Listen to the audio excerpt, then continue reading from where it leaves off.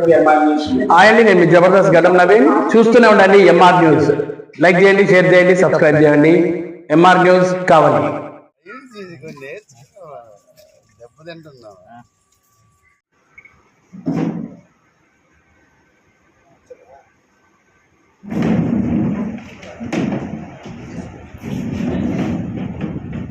ఎంతోమంది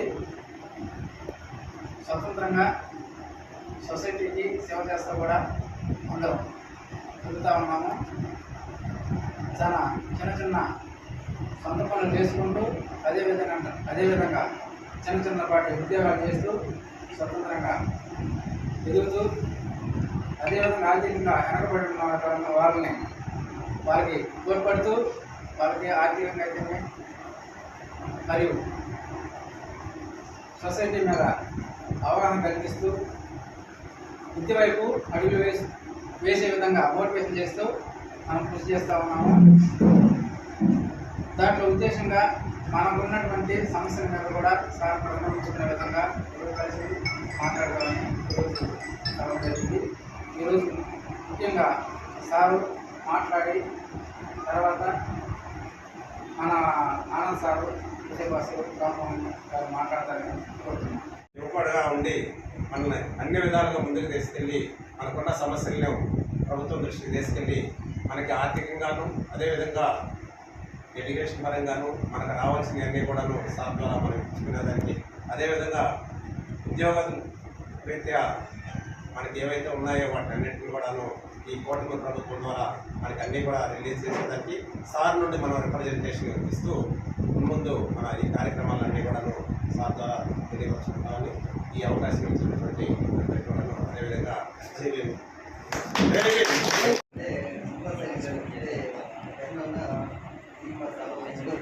తెలిసి మేము సొంత సైనికుల నుంచి ఈ కావలి నియోజకవర్గంలో చాలా కార్యక్రమాలు చేస్తా ఉన్నాము. అయితే మన ఎస్సీ కార్పొరేషన్ చైర్మన్గా సార్ ఎన్నికైన మా జిల్లా అధ్యక్షుడు కలిశారు. మొన్న కావలికి వచ్చినప్పుడు కూడా మేము ఒకసారి కలిసాము.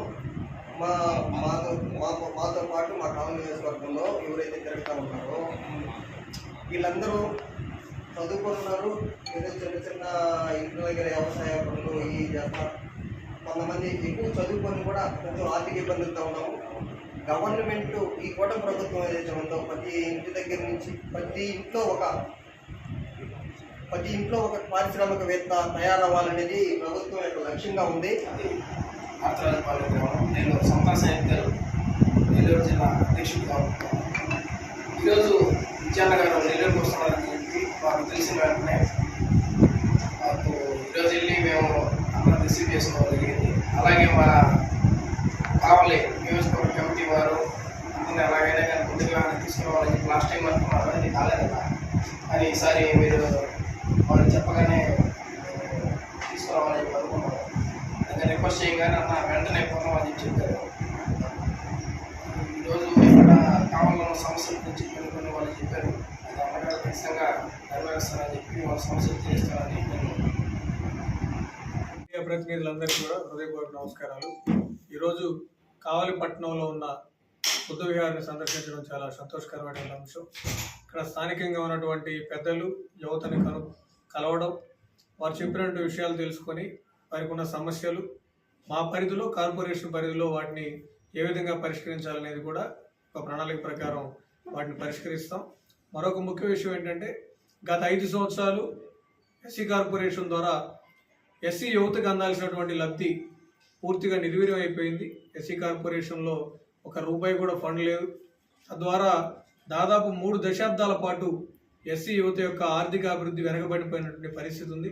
కానీ కూటమి ప్రభుత్వం వచ్చిన తర్వాత వెంటనే ఎస్సీ కార్పొరేషన్ని బలోపేతం చేస్తూ దాదాపు 340 కోట్ల రూపాయల నిధులను కూడా కేటాయించారు. ఆ నిధుల్ని ఎకనామిక్ సపోర్ట్ స్కీమ్స్ పథకంలో భాగంగా ఏ విధంగా ఖర్చు చేయాలి, ఏ యూనిట్స్ ఇవ్వాలి, ఏ పథకాలు ఇవ్వాలి, యువతకి ఉపయోగపడే విధంగా ఏ విధంగా వాళ్ళని ఆర్థికంగా చైతన్యవంతం చేయాలన్న ఉద్దేశంతో ఒక యాక్షన్ ప్లాన్ కూడా తయారు చేసాం. దాన్ని బాబాసాహెబ్ అంబేద్కర్ బర్త్డే రోజు నుంచి దాన్ని ఇంప్లిమెంట్ చేయబోతా ఉన్నాం.